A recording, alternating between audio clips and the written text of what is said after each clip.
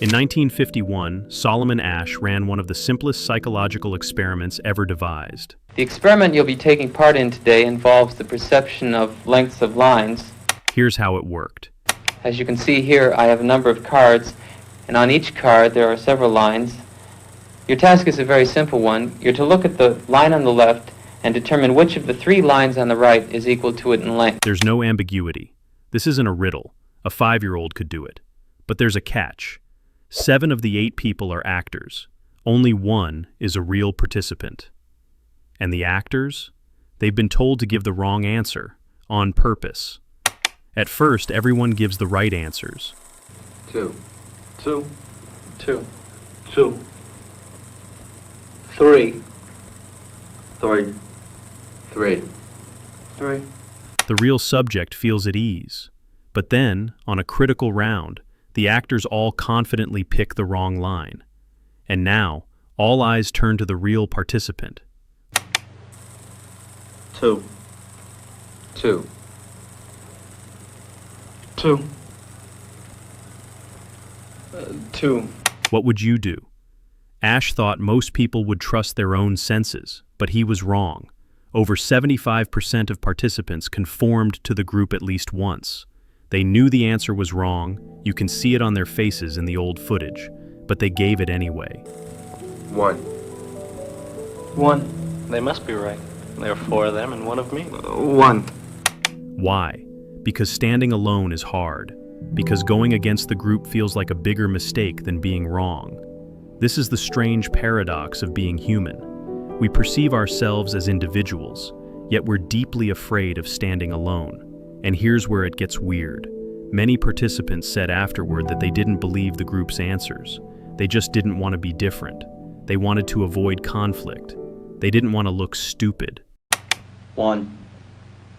1, 1. 2, 1, 2, 2, 2, I know they're wrong, but why should I make waves? 2. Yeah, but everyone was choosing A, so I just felt like I had to pick A too. You felt the pull of the crowd. Yeah. What happened? I have a confession. Okay. I actually thought it was C. So Did you start to question your own judgment? I did. I don't want to be the dumb kid. I don't want to stand out. I was like, A. But some participants did report genuine doubt in their own perception. 1. 1. 1.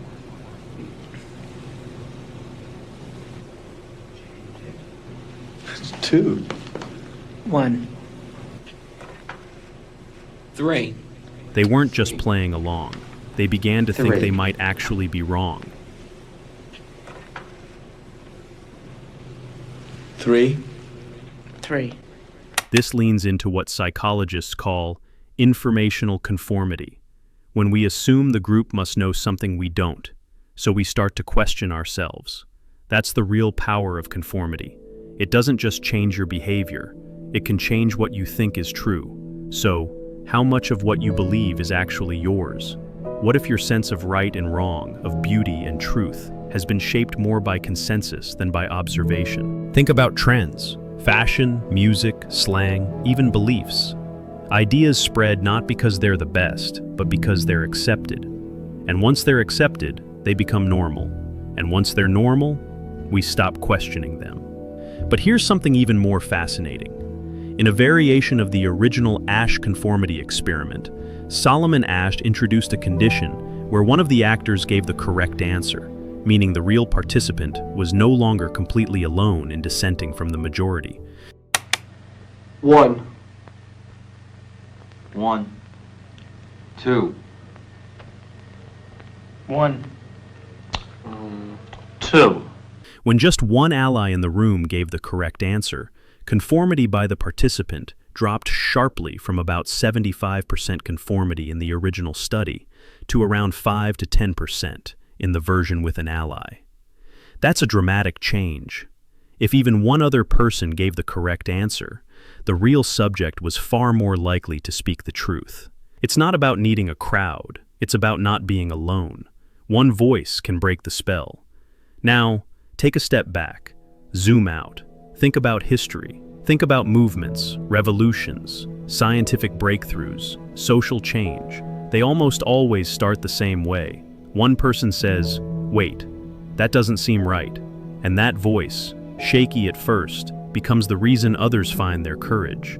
So maybe the Asch Conformity Study isn't just a psychological curiosity.